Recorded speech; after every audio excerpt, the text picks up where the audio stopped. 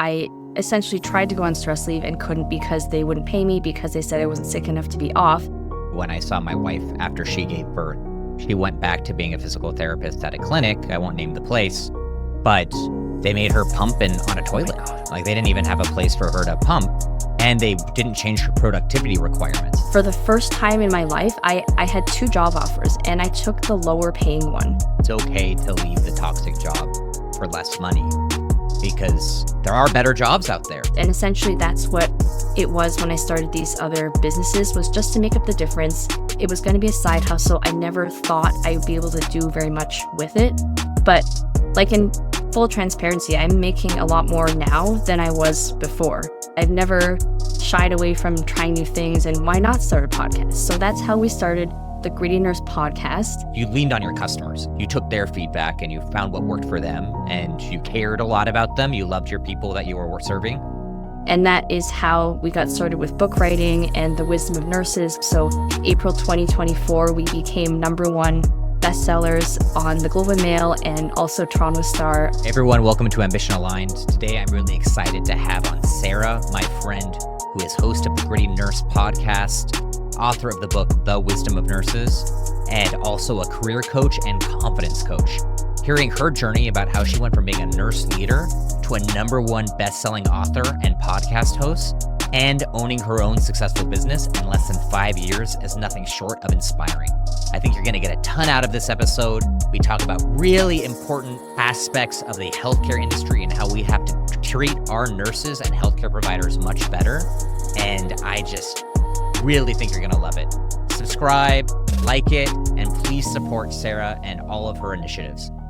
Let's get started. Sara, thanks so much for coming on. I really appreciate it. I think our audience is really going to get a really interesting perspective from you on what it's like to transition from being a nurse and from hospital care and all of the medical industry to being an entrepreneur. And it's personally a really interesting topic to me because my wife is a physical therapist, and we, especially during COVID, realized the struggles that can happen from the hyperproductivity and just the amount of labor and caring it takes to be in that industry, and the juxtaposition against the tech industry, and how like work from home and people are complaining, including myself, complain about, oh, we have to be on call at all hours, but we're at home and we're not dealing with patients and we're not dealing with insurance companies and hyperproductive care. So I'm just excited about today's episode. So I'm curious, from your perspective, if you could just share with everyone a little, and the audience, just a little bit of your background and maybe your journey from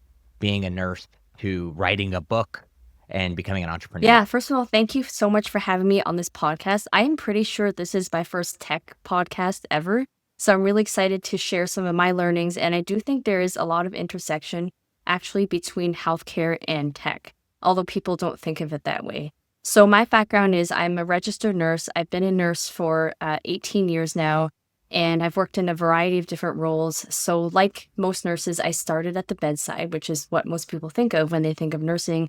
They think of a nurse at the bedside in a hospital. So that's where I started my career in labor and delivery. I spent most of my career working with moms and new babies, and I did things like prenatal education. I worked for a little bit as a research nurse. I taught college courses to other nurses, and then I transitioned into nursing leadership. So I was working on things like quality improvements and projects and policies, all that kind of stuff that you don't think of behind the scenes when it comes to healthcare. And long story short, in 2019, I had sort of a mental breakdown stress episode where I needed to be off work, and I was not supported to be off work. And I decided at that point I was going to try something different, which was out of the hospital setting. So I took a job as an educator in home and community care.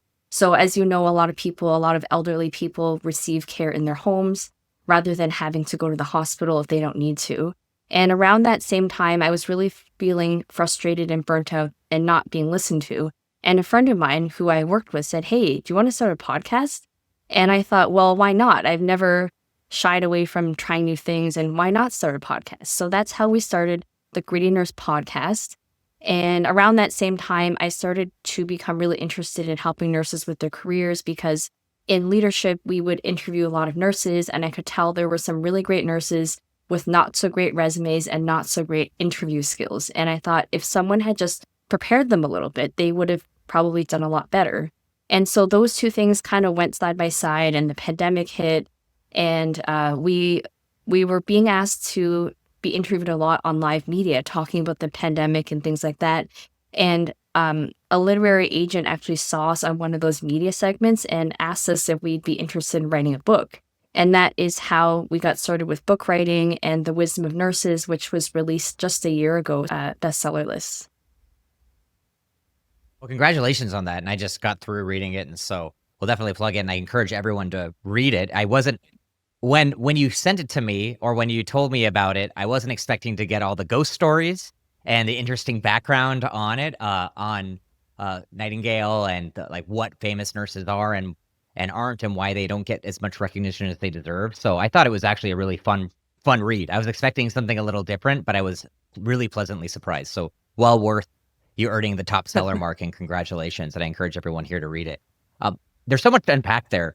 I want to start with something that maybe everyone I know who really cares about their work tends to experience, especially strivers, people who want to do more, is that feeling of, it sounded like you weren't supported by your work for a little bit, of around burnout or something tangential to burnout. And so I'm wondering if you can talk more about that. What were you experiencing, and what did you need ultimately to get through that experience? Because I'm sure so many people are going through that right now. A lot of people don't realize that in nursing, there is a lot of what we call nurses eating their young. So when you first start as a nurse, it's almost like you have to go through this rite of passage where the older, more experienced nurses haze you. They purposely don't tell you what you need to do. They make life harder for you as a new grad in order to help you earn your stripes. And so that has become kind of part of nursing culture. And I actually was lucky enough to not really experience that. Where I started experiencing the toxic work environment was when I moved into my very first nursing leadership role. And I do think I was a bit younger than most nurses to get my first nursing leadership role. And because nursing is so traditional, it's so focused on your years of experience, I think that was a little bit threatening to other people on the team. And so they made it hard for me to get my work done. So things like gaslighting, withholding information I needed. I didn't have the terms at the time for what I was going through, but that is essentially what it was. And I suffered through that for almost 2 years. But because I was pregnant at the time, I told myself I needed to make it through to my mat leave. That was my goal. Get through the mat leave, and then, then you'll be off for your time. So that was really my first experience with toxic work environments. And my entire goal, as sad as it sounds, my entire goal of my mat leave was to not have to return to that job. So while I was on mat leave, I did interview and got hired at a different job, also in leadership at a different organization. And I moved into that role, and probably within 3 months, I was experiencing the same thing. But this time it was coming from my manager instead of my teammates. So that toxicity, the unreasonable expectations, the gaslighting, being told to work on one thing, and then in a separate meeting being told, no, that's not what I asked you to do. I wanted you to do something else. And really started to make me question my sanity. Like, did I understand exactly what I was expected to do? Or was it me, right? Like, the first thing I was doing was blaming myself. And it got to a point where I was experiencing a lot of mental stress, a lot of physical symptoms. I was literally going to therapy to try and uncover the solution to these problems. And what I realized was it was all coming from this toxic work environment and not feeling supported, feeling burnt out, and having really no one to turn to. And I think that this happens in a lot of different industries, but you would think that in healthcare, because we are a caring profession, that we would care for each other. Well, it's actually very much the opposite in a lot of cases. And even though you are a caregiver by background, we don't receive that care back in return when we need it. And I really thought this was something I needed to do for myself. And I really had to pivot my career at that point and find something where I was feeling more supported. Well, first off, I'm sorry that you experienced that. And I want to say it's kind of, it was an eye opener for me too, when I saw my wife after she gave birth. She went back to being a physical therapist at a clinic. I won't name the place, but they made her pump on a toilet. Like, they didn't even have a place for her to pump, and they didn't change her productivity requirements. And so I remember how stressed she was on, You're barely operating on any sleep because you're taking care of a young child. She only had 2 or 3 months or very limited mat leave in the first place, and she had to take government benefits for it all. And then to be back and not even have enough time to pump to get milk for our daughter was so stressful for her. And then she would get hounded about productivity all the time. And she was a highly productive, highly intelligent person like yourself. But I think it's fascinating and really unfortunate how negative the leadership experience can be in very technical industries. I've seen it in accounting and finance where you kind of move up because you've survived long enough, not because you're actually a great leader or you care about Yep. people. And then because they had a hard time, they give everyone else a hard time. You saying nurses eating their young, right? And that's it's horrible and deplorable. And there needs to be better leaders in these fields taking care and being compassionate for their people. So was that transition what you needed to find to find some of that balance? Are you finding that Oh now? yeah. So after I had that episode where I essentially tried to go on stress leave and couldn't because they wouldn't pay me because they said I wasn't sick enough to be off, I took a job and I totally pivoted. So I left the hospital and I went into home and community care in a leadership position. And for the first time in my life, I had 2 job offers and I took the lower paying one. And up until this point, I'd always been so fixated on making a certain income and increasing my salary with every move. I took a pay cut because I liked the people at this other job better. And I felt like it was a change that I needed to maybe not be working with doctors. And it turned out to be exactly what I needed. So I took a chance and I pivoted completely. And it was great because I didn't know what it was like to not work in a toxic work environment. And I realized I had actually developed a lot of bad habits, which I talk about. So things like gossiping instead of just getting the work done. When I had a problem with someone, I should just talk to them face to face instead of talking about them with everyone around me except that person. So these are the things that I had been accustomed to in very toxic work environments. And it wasn't until I had a boss who was a man for the first time. He said, Sarah, he's like, why don't you just get the work done? And I thought, yes, that makes total sense. Why don't I just get the work done instead of talking about why this person hasn't done X, Y, and Z? Like, it was just like a slap in the face. Like, I could just get the work done. And so I should do that. And we went through something called accreditation, which is basically a designation. And it's a very stressful time. So several months into this job, we had to go through this accreditation process.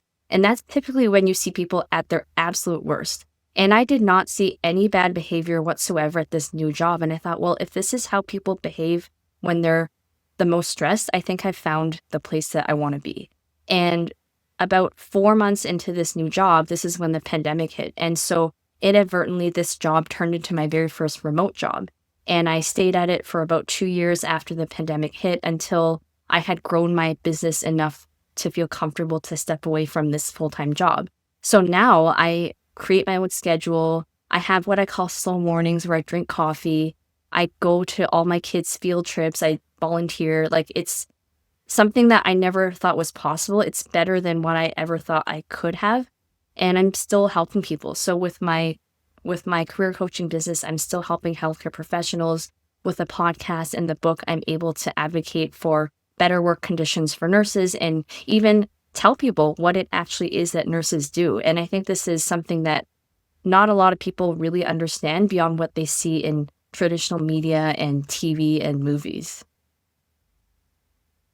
So yeah, there's so much to talk about here. Yeah, it's all amazing points, and I love what you're doing, and I love for you that you have come to this other side and are finding something better for yourself. And I think what a lot of people need to hear in every industry is it's okay to leave the toxic job for less money because there are better jobs out there. And it's really, a lot of people feel really trapped. And my wife felt that way. She thought, especially in the healthcare industry, she thought she had to leave. We were like exploring her going to study engineering or even accounting or something different because she just thought she was stuck in healthcare. And she had little stories about like how she couldn't even have time for a cup of coffee. Oh yeah, that's normal. To enjoy her cup of coffee, which is, we take for granted. I got to have my cup of coffee in front of my desk at all time, maybe drink too much. But so many people in healthcare, like, don't even have, she'd be dehydrated because she wouldn't get water breaks. because she was so busy in between patients and she had to wear masks and she couldn't take the time to change because of productivity requirements. Some of the stuff is borderline like Oh, it is abuse. totally. Like Yeah, it's it is like abuse. Absolutely. 100%. so yeah. So it's great that you're advocating for it, and I wish, like, if I knew about you before, like a year or two before, we actually went through that ourselves, I would have just hired you on the spot because that would have been so helpful to know that there was that avenue of going into something more remote or finding a better work-life balance. But a few things I want to call out there. First is, how did you get in the mindset of accepting less money? Because I feel like that is something that traps people. Mhm. So I see a lot when I'm coaching people is I was just talking to someone the other day of, hey, I want to get a job where I have better work-life balance, I have more money, and I get promoted, and I can work remotely. And it's really hard to explain to people that's kind of not how. That's not how you don't get all of it, Mhm. right? Like everyone wants that. How how do you, if you want more flexibility and more control over your life, which is what you've done? How did you get yourself into the mindset of taking that risk? I think I was at my breaking point, really. So similar to your wife, I Mm. was having serious doubts about even staying in the nursing profession. So when it came down to it, when it came down to those two job offers, the first one matched my salary because it was what I asked for. But I actually had heard from two different former employees who worked at that organization at different times in completely different departments that it was an awful place to be. So that was red flag number one. Number two was that I had found out that a lot of people in leadership at that organization were part of the same family. And I'm not saying there's anything wrong with family owned organizations, but I could see that there could be a lot of nepotism there. And I just thought, well, if we're talking about 15%, like we're not talking about it is substantial, but it's not like half the pay I was making. It was 15%.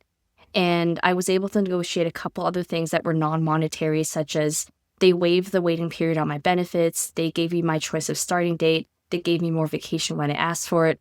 And I thought, well, this seems to me like they're compromising, right?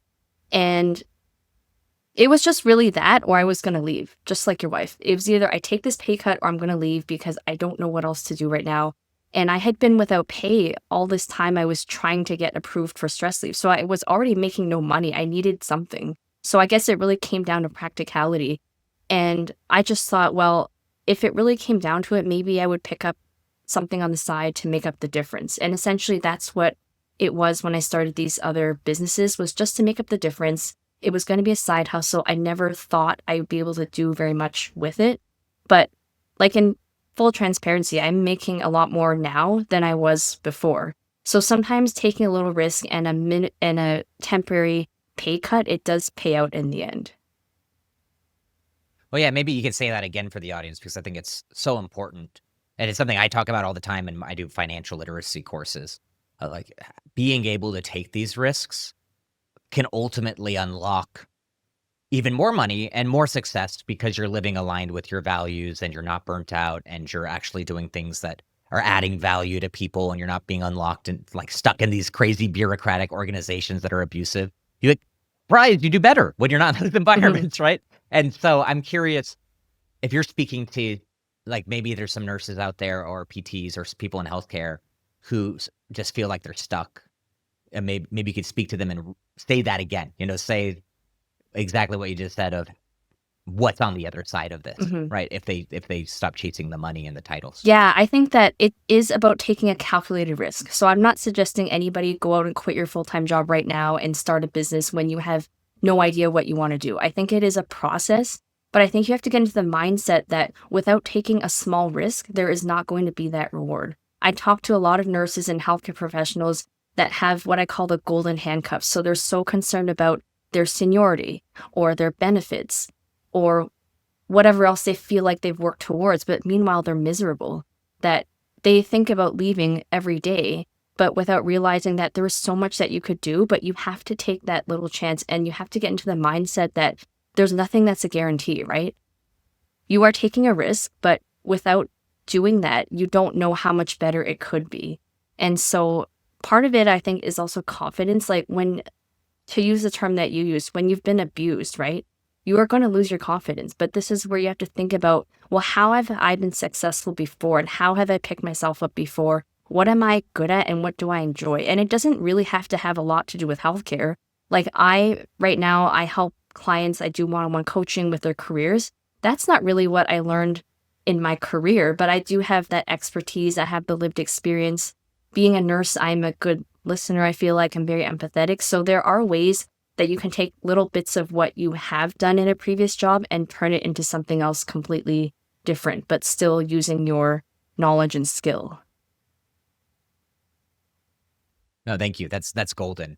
And I'd encourage everyone, go down that path. If you are not being treated correctly, give yourself cushion, figure out how you can take that calculated risk and take it, not just for yourself, but for your family, for your health, for your future self, right? It winds up being better as long as you're really taking that calculated risk. I'm not saying this to the brand new student who just graduated and is having a hard time their first month, right? This is for people who are seasoned in their career and are being exploited. With that, so let's go. A lot of people would have ended there. Like, that's already a winning, like, amazing story that you went through this abuse, which is so unfortunate, and you found a great job, and then you built a business. So can you talk about a little bit about how that happened, and especially during COVID, and especially being a parent, that's a full-time job too. So you're doing all of this at the same time. Can you just talk about balancing that and how this podcast and this business emerged while you were still parenting and working this other full-time job? Well, I think the thing is, I didn't really think it through. I just started. And that's the hardest part about starting a business, is actually starting, because the truth is there is never going to be a perfect time to start a business.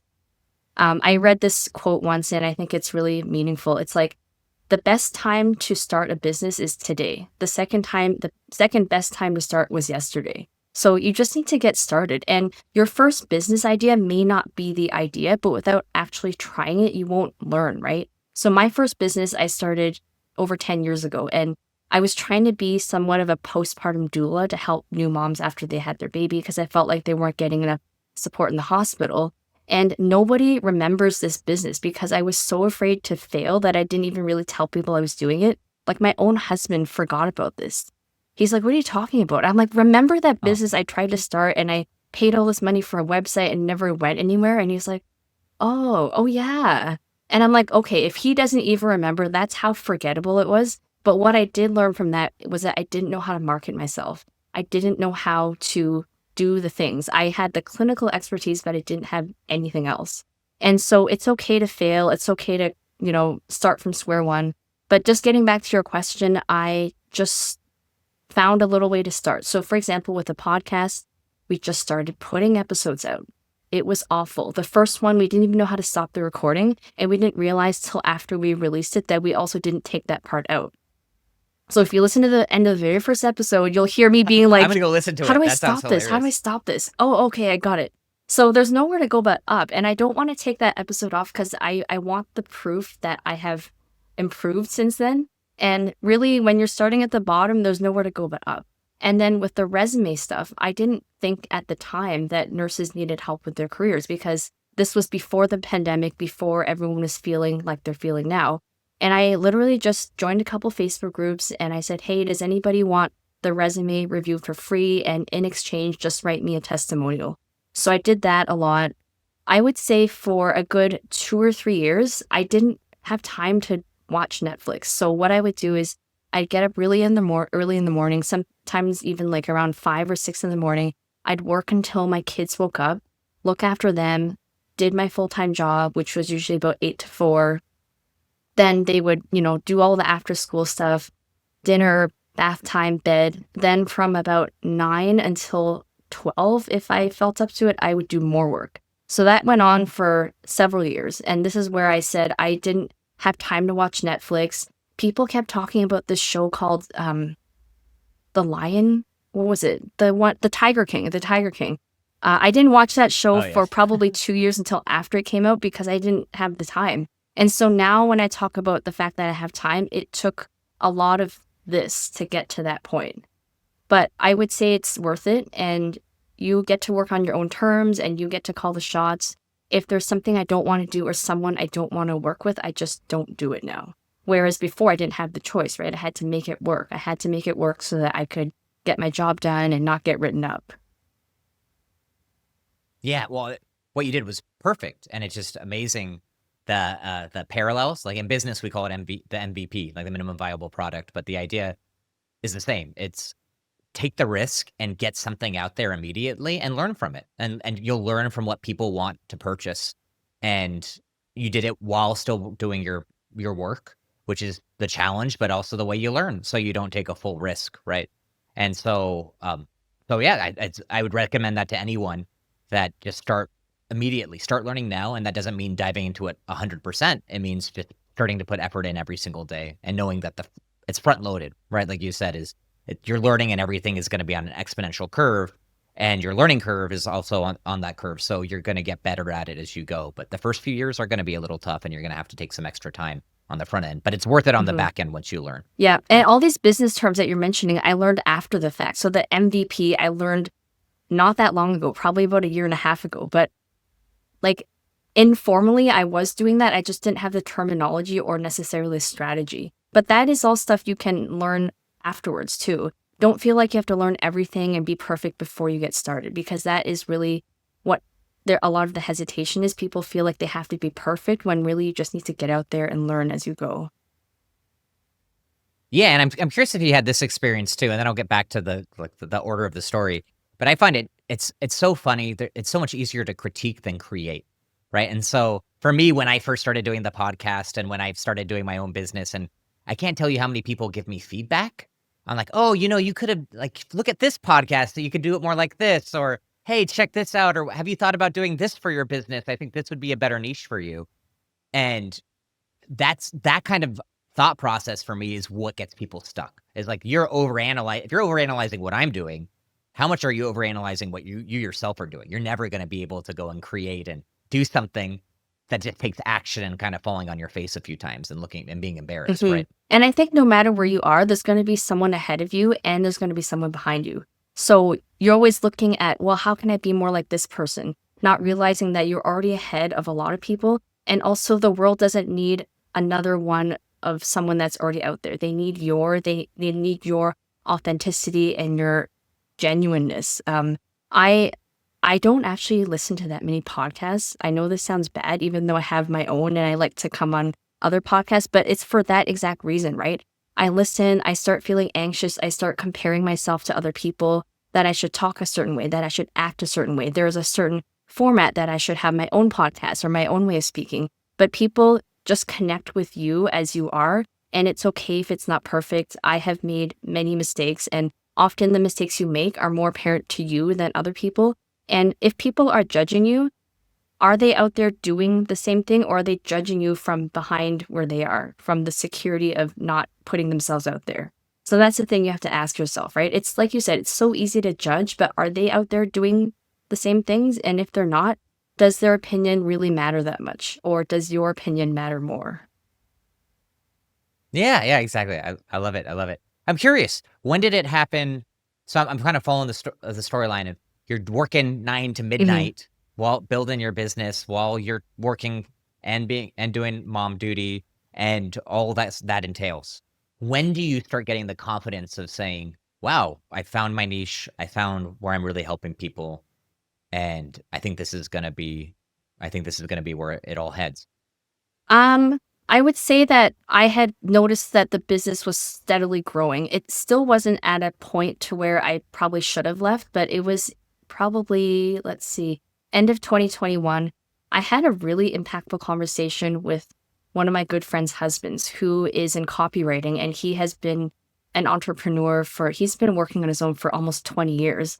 And I told him my dilemma about the hours. Like, I had a full-time job, I had these 2 businesses, I had the kids, and something had to give, and I did not want it to be the business. So then he said to me, because my husband was feeling really nervous about all of this and finances, he said, why don't you time box it? Tell him you're going to try this for 12 months, and if it doesn't work, you can go back to your job. There's no harm in that. So that's how I presented it to my husband, because he's a numbers guy and he's very risk averse. So I presented this to him and I said, listen, it's been growing 2 to 3 times year over year. I know it's not really at a level yet where it's matched my current income, but I think I'm slowing down because I've got this full-time job really just getting in the way of all the time. So he said, okay, let's just try it. So I think within 6 months, I had decided that this was going to work and I was growing fast enough. And then I kind of gradually left the full-time job. And what I mean by that is I left the full-time hours, but then they asked me to stay on part-time. Then they asked me to cover a leave of absence. Then they asked me to work, 1 day a week. So it was a gradual transition, which probably worked out for the better. And then I fully left full-time work in 2022. So it was a slow transition, but I think it was really what was needed to make sure that I could do this. And just getting back to your question about confidence, I think the more results I saw, it just was this cycle of, okay, I can do it. I can do it. And I was used to that point not having the same exact income every month. So I think as an entrepreneur, you have to get comfortable with that. But it is part of what it takes, right? To really have the freedom and creativity that you're looking for, if that's what you want to do. But yeah, and it goes back to this whole interesting concept of us kind of being addicted to the work culture, right? That whole idea of a paycheck and us not planning financially. It's something I always push on this channel is like, how much can you really live on? And are you actually planning your family finances like a business? Because that's not how real life Mhm. works. Like, you don't, for most of history, we didn't get salaries, right? We like farmed and grew food and had to store it for winter Mhm. or hunt and store it for winter and build things when times were good and the sun would make hay when the sun's shining, Mhm. right? And this salary mindset almost takes us away from some of what's more natural for us, where we have seasons of rest and seasons of work, and so it's just it's really cool that you're saying that. It sounds like you're happier with the instability of the income because you've gotten comfortable with what these more natural flows, if that's right. Yeah, and what I've learned over time is talking to most other entrepreneurs, no matter how successful they are, we all have the same insecurities. Like, am I gonna have enough money this month? Or where am I gonna get more clients? Or like we all have the same insecurities. It's just that some people talk about it more than others. And if I had if I had to do this over again, I probably would have just prepared more financially, like saved a little bit more. But really, at the end of the day, it's just learning by trial and error and talking to other people and finding your new tribe. So when I left my full-time job, I left all my coworkers, right? But I had to find a new sense of community and other people who were doing similar things and bounce ideas off other people instead of my coworkers, right? Because they weren't where I was. So I think part of it too is just getting that support, and maybe it's from other entrepreneurs or other people in your niche or even your friends and family. But I find that that piece is something you have to consciously work towards. Yeah, it's tough finding community of Hmm. entrepreneurs because so many of us are so busy and ambitious and we're not as vocal. Like you might see the podcaster, but it's hard to get a conversation with them over the phone, Hmm. right? And so yeah, and it's so countercultural to leave. Like even for me, I'm leaving Google to go do my own thing.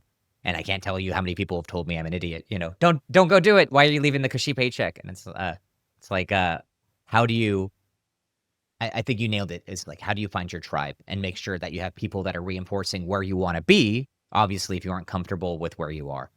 And so I'm curious though if we could dig a little deeper into when did you feel comfortable with that niche of career coaching around healthcare professionals looking for their next thing, maybe even remote work, preparing for remote work and educating on these Hmm. opportunities. I think it really came back from the results that my clients were seeing. So in the beginning, I would say the first year or so, every time I would send something over, I would hold my breath because I would think, oh, they're going to think this is terrible. They're going to think this is not what they asked for. They're going to ask for their money back. And so the more positive feedback I got, and more importantly, the results when they were seeing them, it just reinforced to me that this was a service that people needed and it was something that I could deliver. And to be honest, most people that come to me, they don't come to me because I have a certain certification or a certain degree. They come to me just because I'm a nurse and because they feel like I understand where they're at. So a lot of times people will say, like, people outside of the industry will say, oh, well, I want to start a business. Do you think I should get a coaching certification or sort of do this and that? And I always say it doesn't hurt. But to be honest, it's not something I'm currently being asked for, right? So just, I think listening to what your clients are saying is always going to help. And so when I listened to what people are saying, it just gave me the confidence I needed to keep going. And there have been things that I've done wrong and mistakes I've made and money I have spent on things that, looking back, I shouldn't have spent the money on. But I think just trying new things is always something you should do as an entrepreneur, and just having the confidence that even if you fail, you can pick yourself up again and it's not the end of the world. Yeah, I think that's one of the wisest things any business person's ever said is what you just you leaned on your customers. If I can replay it back, is you took their feedback and you found what worked for them, and you cared a lot about them. You loved your people that you were serving, and like that's where that nervousness comes. If you're giving something to them, you really hope it's valuable, and then they give you the feedback, and that's your best learning experience, right? And at the end of the day, if you keep doing that, if you keep learning what your customers or partners want, you're going to develop something really valuable for them. And having that nursing, like those technical skills of nursing or like CPA licenses, those technical skills can really take you a far way. All the softer stuff like coaching certifications and like building your own business certifications, they're nice. Maybe you'll learn something, but not necessarily at the same level as going through the fire like you did. Right? And I think that was part of the mindset I had to get around. So when I was a nurse, I was all about the certifications and the degrees. Like, I have so many certifications now that have expired that I don't do anything with. But at the time, I felt like it was the only way to get ahead. Was actually, I used to be a lactation consultant. When you talked about your wife pumping milk, I was like, that's one of the certifications I used to have. I got certified as a perinatal nurse. I had a project management certification at one point, and I had all the things, right? But they didn't translate into being a business owner. There are lots of people that have business degrees and they still struggle with entrepreneurship, because I think there are certain things you probably can learn from business school and certain things that you just have to learn in real life. And that was a big learning curve for me too, was that the degrees helped me in my previous career, but they're not really something that helped me now. Yeah, and can I just pause for a second? It's insane how many certifications there are for healthcare professionals. I think my wife did 20 No of way. them. And there's just, yeah, I'm over exaggerating, maybe 10 or something, but it's just like in everything. Like you said, I had no clue. There's like lactation consultant. For my wife, it was like some kind of like kinesiology on how do you move your body in this way, functional movements, movement links, like vestibular system stuff. You can special. It's insane how many certification programs there are, and it can be a real rabbit hole where at the end of the day, you learn more from just practicing, right? Yep. Yeah. So next, I'm curious on how does that all become a successful podcast? Like where does that come from, and how did that look in the pie? Now you're running your business, you're doing this podcast, and you're starting to get some actual live media coverage. Can you talk about that a little, and how did that evolve? So the podcast really was just a platform for us to share. Initially, it was to share the struggles we had at work and the burnout and the stress and how nobody was listening to us. So for me at the beginning, it was therapy really to talk about this and know that I was sharing my story with other people and it resonated with them. And I remember the first episode we put out, it was December 2019. We hit the publish button. We had told everybody we knew about it, and we're like, oh, we got 30 downloads. That's amazing. So it just really started from nothing, right? And then the pandemic hit, and I would say about a year and a half into the podcast. So we were getting a lot of requests to be on media. It was probably about a year and a bit into the podcast. And then we just started talking to guests, right? So we started to get guests on the podcast, and the more media we did, the more guests wanted to come on, and some of them were really high profile. So we even had our former Prime Minister Justin Trudeau come on. We've had nurse influencers, we've had politicians. So now we've got to a point where we have easily 5 to 10 pitches per week of people that want to come on our podcast, and we have to be really selective. And a lot of times we just want it to be the two of us, because that's how we got started and that's how people know us. So the podcast really took on a life of its own, where it seemed like for the first time, people in the media, the general public, really took a keen interest in what nurses had to say because of COVID and everything.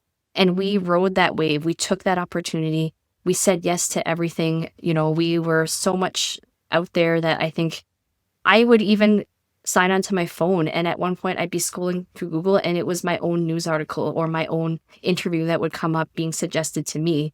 So it was really advocacy. It was really talking about things that had been talked about before. Traditionally, the media has always asked physicians for their opinions and not nurses. So we just started saying, well, why haven't you asked a nurse about the nursing shortage? Why are you asking a doctor about the nursing shortage? That just doesn't make sense. So we really put ourselves out there. And I think that's really what made the podcast. And that has what made the book into what it is. We essentially did a media tour for the book. And that was really tiring, but fun in itself, like being on national media for the whole week leading up to the release of our book. So much to unpack there. But when did you realize this was taking off? Like, you obviously didn't expect it at all. It sounded like you're just kind of having fun with a friend and doing some verbal therapy and it was fun to share. It's a really cool way to connect the podcast community, right? It's like you're sharing yourself and your thoughts with people and some people are interested. But was it COVID that spiked it, or what was that catalyst, do you think, that suddenly you woke up and you said, wow, this is really growing faster than I expected? Well, we were doing a lot of topical things, right? So every time there was something about COVID, we were talking about it. So when they finally declared it to be airborne, we talked about it. We had done an episode actually on a nurse in the States who lost her license due to a medication error. That was hugely topical at the time. And so we got a lot of US listeners from that one episode. And I think that it was just growing over time and us being consistent. So a lot of podcasts, I read somewhere that the average podcast is only 7 episodes. So when we got to 7, I thought, well, this is great. Then that turned into 50. Then that turned to 200. And I think now we're approaching our 200th episode. So it's really just about consistency and putting yourself out there. And eventually people find you, right? And we have our core base of listeners that we don't have to tell them. They know when the episode's coming out. They'll look for it. They'll send us feedback. So you find your tribe too when it comes to podcast listeners and what they're looking for, and they do interact with you. And I think really when it hit me that we had done a lot was we went to this international nursing conference a couple of years ago, and COVID, kept everyone at home. So everything we'd been doing was all online, even all the media. And when we got to this conference, we couldn't get anything done because people kept coming up to us and wanting to talk to us and wanting pictures with us. And it was just a very weird feeling. So I think at that point, when I realized at this international conference of nurses that we couldn't even attend any of the talks because people kept stopping to talk to us, that maybe we were onto something here. And it was just very surreal to me. I think that's so interesting. And it is, because we work in this little box, right? You're like just in front of your computer. You don't realize when you get in the world, people are actually seeing this stuff. And most of these people don't comment or like you or send emails, right? But they're still seeing it. The amount of impressions you might be getting is insane. So that's amazing. I kind of skimmed over, but I want to highlight something really important that you said. It's a real shame, like how highlighted doctors and physicians are in our industry without realizing, like within the healthcare in general, without realizing the education and care of our nurses and other healthcare providers like physical therapists. Like, my wife is way outperformed me in school and went to some of the top schools with 4.0s and is sharper than a lot of the doctors I personally know, and cares about her patients and researches and spends her time. And I know so many nurses and other healthcare providers like that are better than doctors. And a lot of the doctors I've known who just don't care as much. They got into the profession and got bored, or, there's the old saying, like, if you touch the patient, you can bill them, right? Like, I know some doctors that just do that. And I love that you're changing that perspective. It needs to happen because there are so many nurses and other healthcare providers just that are going to be better for people than doctors, right? Yeah, and it doesn't have to be a doctor versus nurse thing. We each have our own area of specialty. I just think that traditionally nurses have been overlooked, underappreciated, underpaid. Whenever there's something that happens in the news lately, I found it's negative when it comes to nursing. So like a nurse who has committed a crime, a nurse who has killed a patient, a nurse who lost her license. So what I want to do also with all of this is show more positive stories when it comes to things like nurses have accomplished, and the fact that the whole premise of our book was when we pitched it to the publisher and the literary agent, I said to them, can you name a famous nurse? And it can't be Florence Nightingale. And most people can't. And if they do think of someone, it's a fictional character like a Nurse Ratched or someone who's been portrayed in popular culture but is not a real person. So we talk about in our book actually like here are some actual names of famous nurses who are still alive today, because I find a lot of the nurses who are well known died 100 years ago. Like there's just no modern nurse that people can look up to. So we're like, here are some actual names that you might want to know a bit more about them and their stories. And you actually mentioned something about the book that almost everyone mentions who's not in nursing, and that's the ghost stories. We did not realize how popular and entertaining people would find them, but most nurses do have ghost stories. And it seems to be this subculture that, people really want to know a lot more about. Yeah, I want to ask questions. It's so interesting how these things go. Like I love everything you're talking about. And it's like I feel like I could talk to you for 5 hours, but I know we only have a little bit of time. And so I kind of want to ask you like what your most interesting ghost story is, but I also don't want to give away because you talk about it in the book. And I love how you pitched that. I didn't know that you pitched it, and then it's like the first chapter of the book of do you know any famous nurses? Like, do you name it off? Like that's the intro, right? And it was an interesting challenge because I didn't even, and that's crazy to me. There's so many famous doctors and doctor personalities, but not famous nurses. So I'm curious, what can we do? What would you recommend the layman does to support their nursing community or the healthcare community more? I think that there's a lot that the average person can do. You don't have to have a big platform. You don't have to be a person of influence or famous really to make a difference. So I think the first thing is that amplify what nurses are saying. So when we are saying that nurses need to be treated better, that we shouldn't be abused on the job, whatever you can do on social media, do it. If you are in touch with your local politician, bring this to their attention. When you're voting, vote strategically and look at what each politician has to say on their platform about healthcare and how they support healthcare workers. I also think that if you have received good care from a nurse, please let someone know higher up that you received good care and who this nurse was. Because there's a lot of stuff that goes on with, nurses receiving complaints, but let's talk about the great things that nurses do too.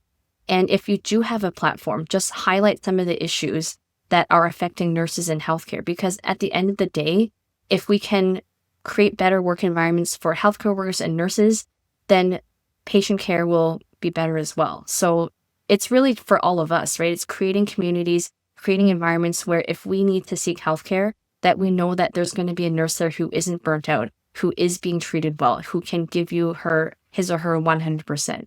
And I think that's just a start, right? But there are many, many things that the average person can do. And I love the personal appreciation. Like, yeah, how can we amplify voices and do personal appreciation? And it's things like I know in the hospitals my wife worked at, like the amount of appreciation from the institution compared to what doctors or other employees might get is just absurd. Mm-hmm. Like she would tell me about a time she got a pizza party and they didn't even give her a slice of pizza. They would cut a square out of the slice of pizza and give it to the nurses. And then they'd take all the doctors out for like a steak dinner. Right. And it's just like the nurses are still putting up with the same stuff, and they're taking care. They're actually more active by the bedside with these patients who are a lot of the times very ill or passing away or hard to take care of. And how can we take more personal responsibility there is really good. Thank you for sharing. Okay, a few more things I want to cover. What did it look like or feel like when you got the litter? So you go on this tour. So I want to follow that. You go on, COVID spikes, your podcast is taking off, your business is taking off, and now news outlets are starting to reach out to you to bring you on. And now you have a literary agent reach out to you and say, would you like to do a book? Was a book ever on the radar in your mind? Like, did you ever want to write a book about all of this, or was that a surprise? I always wanted to write a book, but I didn't know how to go about it. So people started approaching us with really shady, scammy deals. Like they would say, you need to pay this much money for us to feature you in a single chapter in your book. And I was like, well, that's not what we want. Like, no, I don't think I should have to pay money up front. And you're not even writing about it. It was crazy. It was like, pay $10,000 for me to interview you for 1 hour, and then we'll have someone write a chapter in this book. And Well, can we Yeah. pause there for a second? There's a dark side of the whole podcasting and writing agency that's absurd. I've already know, like, as soon as I started my podcast, I can't tell you how many people reached out and were like, "We'll be on your podcast if you pay us $1,000," or we're happy to write your book for you and be your book coach if you give us $10,000 and we'll write a chapter." Like, there's so much of Yeah. that. It's really scummy. Yeah. Anyone listening, don't do that stuff. Do not. That's not the way to do Yes, it. do Right? not pay any So of go your ahead. money up front unless you are going down the self-publishing route. So I won't name our literary agent, but when he approached us, the first thing I did was make sure that he was legit. And I could see that he was, and he'd worked with several best-selling authors and celebrities. And so that was the very first thing I did. And once I decided he was legit, then we agreed to meet with him. But it was definitely not something I expected. So I never expected to write a book with a major publisher. I never expected it to even chart, nevertheless come number one. Like I was about to start crying when I found out that we were number one. I was on a cruise. I was on a nursing cruise, and I found this out. And my podcasting partner called me, and the connection was really staticky. And I was like, "What do you mean number one?" I'm like, "Number one, like number one, number one." And she's like, "Number one." And that went back and forth for a while there. But then once I took it in, I was like, "Oh my God, like this actually happened." I didn't think it could happen. And everyone kept comparing us to how doctors would do because very few nurses have actually written books. And so it was just really surreal. And I thought, oh my gosh, if anything happens to me on this cruise and I don't make it home, at least this is my legacy that I can leave to the nursing community and to my kids, that this is something I did in my lifetime that I never thought was possible. Congratulations. That's amazing. And look, it all came from that one spark. Isn't it amazing that just looking back, it was from your dissatisfaction with something, and then you took that effort to go carve out something for yourself and make the world a little better. And look where it's taken you so fast. What, 5 short years? And Yeah, now that you mention it, I mean, yeah. a lot It's like happened. it's been like 3 Yeah. lifetimes of things happening in the last 5 years. Yeah, that's just absolutely amazing. But I gotta pause because it threw me off. What the heck is a nursing cruise? Are you like, are you with a bunch of nurses? Are you taking care of a bunch of people? It is What's a going on there? nurse-themed cruise for nurses to, well, it's officially branded as an education opportunity, but I think people just want to go drink and let loose. So it is a cruise that is designed for nurses, and non-nurses can come, but it's mainly for nurses. And it was an entire, I think it was 4 or 5 days of just like nurses hanging out and having fun and doing all the things that we couldn't do during the pandemic. And Oh, that sounds like a yeah, blast. Where was that? Where so was that that? was out of it left out of Florida, and it was a 5-day cruise. And where did it go? One of the islands in the Caribbean. It was great. So I met a lot of nurse influencers and went to a couple talks and just kind of learned what other nurses do other than in my own little bubble. It's like a cruise. Like you've been on a cruise, right? But it's just nurse. Yeah, no, I've been a cruise. I'm It's just just imagining like- everyone in scrubs for some No, reason. it's like you no know? one was Like- wearing scrubs. It was nurse themed. So there were nurse themed like Jeopardy nights. There were Oh, yeah, there fun. was like Okay, there I was like gotcha. I think it was like an American Idol competition. Like there's fun stuff going on. And yeah, it was just really cool to see so many thousands of nurses together, really just hanging out. And it wasn't work related. So I think part of the thing is a lot of nurses really never hang out with each other outside of work. And so this was an opportunity to do that and do it with people from all over the world, really. Yeah, and I think that's just a really, people don't realize that stuff exists and how important it is to be in community with other people that have that's had similar experiences. That sounds really cool. I was just curious. I've never heard of that before. But it makes sense. And obviously I know what a cruise is. I'm trying to figure out what's next for you. Like you kind of did it all. Yeah, you started a successful business. You started a rocket ship podcast that took you to like big media outlets and now have a #1 book. What's next? Are you gonna like go to the moon? Or what's like where do you go from there if you accomplish all that in 5 years? That's insane. Congratulations. But what's on the docket for you? What are you excited about right now? So with that actually led to a lot of speaking engagements. So I'm looking to do more speaking, and it doesn't even have to be in healthcare. I'm really excited to talk to people in other industries like tech, because I think there are things like burnout and toxic work environments that are universal to any industry. So doing more talks, I think, to share my knowledge is something I'm looking at. What we are looking at as a next step with a podcast is actually making a film. So we want to get into filmmaking and creating things like that. And then on the career coaching side, I'm still working at building that. I'm looking at doing things for other industries like confidence coaching, because what I noticed with a lot of the career coaching and interview coaching I was doing is that literally half the session was spent just building people's confidence. And I think that's something that a lot of people lack in general, especially women, especially people of color, working parents. I think this is something that a lot of people struggle with, and I want to help people overcome some of that. So confidence coaching is something I'm looking at working on next. And also, I should mention trying to pitch a second book, which is in the works. So hopefully, if anyone out there is listening, we are looking at a Wisdom of Nurses Part 2 in some way, shape, or form.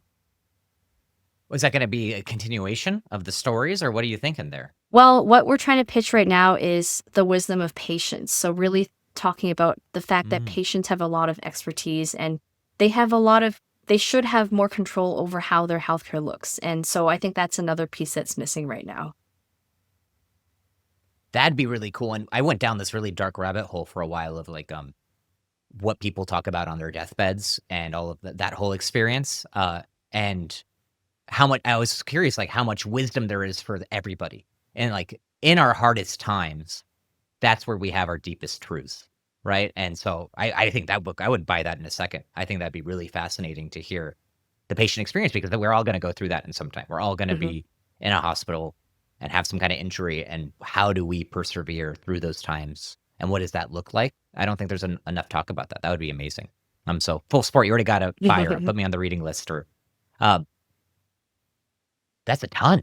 And so movie, what are you thinking about from if you don't mind me digging in, what are you thinking about from the film side? Is it like episodes of your stories or back and forth or highlighting nurses? I think it'd be more of a documentary style, right? So it'd be more of a documentary, maybe interviewing nurses about a topic such as the violence that they experience in nursing and how that's not being talked about. And so many nurses go through it, and that is a career-ending thing. So if it's not burnout, right, then there are some nurses that get hurt on the job and hurt so badly that they can never return to work. And there's not a lot of talk about that. There's also not a lot of protection for nurses and healthcare workers against violence in the workplace. And I really feel strongly about this, because I read a statistic which seems almost too crazy to be true, which is that more nurses get hurt on the job than police officers, because we don't have any of the protection and we don't have the training to deal with things like this. Well, yeah, and I remember my wife, because you're dealing with disorder, like a lot of the times your patients, especially if you're in really intense situations, they aren't conscious, or they aren't themselves, or their brains are damaged. My wife focused on neurological disorders, and she got bit by someone with some crazy disease once. And that was a huge scare for us. Like that could have been not just career ending, like life debilitating. And that's the kind of risk healthcare providers are putting themselves at daily when they're caring for very sick people. And people do not talk about it enough. And also the post-traumatic stress from dealing with that stuff. If you're looking at very sick people all day, for her, it's really tough for her to get out of that mindset with me, or with, like, if I'm an hour or two late and she was working on the liver floor where people would come in with alcohol disease all the time, or car accidents when she was working on those type of floors. She'd be like, "Did you die?" She would call the cops sometimes. She was so worried that I got in a car accident. I'm like, that you don't realize that's not normal, right? Like you're just seeing this intense population, post-traumatic. It's so crazy what you all go through. And thank you all. I feel like just like the Army is like, thank you for your service to the society as a whole. It's not an easy job. It's underpaid and underrepresented. And I love everything that you're doing in the space. And so I think it's curious, before I close it all out, what's something my audience can do to support you? I'll put all the links below, and everyone should follow you and buy everything that you release. But what else can we do to kind of support you and your community? Well, I mean, you can just follow me on social media. You can follow the Gritty Nurse podcast. You can follow my company, which is the RN Resume. And of course, if you're interested in the Wisdom of Nurses, it's available on Amazon. You can get it in hard copy, ebook, or audiobook. And just support your local nursing association and Politically, I would say just, again, look up what your local politicians are doing, what is their platform around healthcare, and that would really go a long way. There's so many things that could be done, but those are just some of the things that are coming off the top of my head. Okay, well, make sure everyone does that. And I want to end with just a few fun questions. First is, I have a lot of leaders that watch this, like CFOs, CIOs. What's your productivity tip now that you probably have more inbound than you can deal with? Like, how do you sort someone like me reaching out to you to do a podcast episode versus probably the thousands of other people looking for your time? And how do you organize your time right now? Yeah, so I've been following a lot of people on LinkedIn when it comes to productivity. So I use Trello now to manage my inbound and outbound leads. And I have templates now, so templated responses when someone reaches out to me. I have shortcuts on my keyboard, which I learned about. I had a virtual assistant for a little time there, just to kind of manage things and booking calendars. I use Calendly to have people book, so I don't need to do all the back and forth. I'm not super, super techie, so I will say I'm sure there's a lot I could be doing, but those are some things I do to manage my time. Yeah, I'm sure there's a lot more out there that I'm not doing right now. No, I mean, that's still great that you're still managing it proactively through. And I think that's important for everyone here of at some point you just get too much inside, and using these tools is very helpful. And then something fun. What was your favorite snack that you used to get like at hospital cafeteria? Was there anything that you really enjoyed? So one of the places that I did not like working at, literally the only thing I miss was the turkey wraps that they had in the cafeteria, because they were freshly made and they would put them in the panini press, and those were really good. So I miss those. One of the things I loved eating on night shifts was hot wings. Like, we would order hot wings and we would eat them at the back of the nursing station. But because it was so messy, we would wear those hospital medical grade gloves and eat them. And then we would put them in the little styrofoam cups that you get for water, and we would just eat them in the corner. And sometimes that's all we had to eat during the night shift because it got so busy. But I miss some of those days and eating those hot wings. I should go do it again. Yeah, that sounds fun. In the panini press, my wife had like an Oreo dessert. It was like this little like pudding with Oreo and whipped cream on top of it at one of her places. And I'd visit her just for that. I don't know why. I feel like always at a hospital, just one little thing you can find. It's like, and the rest of it is just awful. But it's getting better. Yeah, and then it's just trash. Yeah. And then what's the one thing you do for rest and relaxation when you're off and you aren't dealing with the noise of everything else? I have been prioritizing self-care a lot more now that I'm not getting up at 5 and working until midnight. So I really, really enjoy going to the spa. So that's my thing now. I like going to the spa and relaxing. I do Pilates. I do hot yoga just to keep my body moving. And I also get my hair and my nails done. So these are all things that I was not doing before. And I remember actually about 4 years ago, maybe 4 or 5 years ago, I was asked to come onto a podcast about hobbies. It was a podcast just about showcasing people's different hobbies. And I never went on it because literally I did not have any hobbies at that time. I was too busy. I was too in the thick of it to have time to do anything except watch Netflix. And I don't really think that's a hobby. So now I actually have time for hobbies. And right now I'm training for a 10K. So like I have things that I like to do that are just for me and have nothing to do with work. That's great. No, that's awesome. And I'm glad you're finding the space for that now. And hard same there. I've definitely been in the situation where there's no time for hobbies. And I think it's so important for everyone. Well, hey, appreciate it. I already took so much of your time. I know you're really busy, but it was just really awesome getting to meet you and getting to learn more. And I'm really looking forward to everyone here in this episode. And it's going to be a ton of value. And everyone go buy the book. And hopefully we can have you on when the next book's launched. Yes, here's the book again, just so you can see it. Thanks. I'll make sure to put a big picture of it right at the beginning of the video too. So, hey, have a great rest of your day. Okay, thanks so much.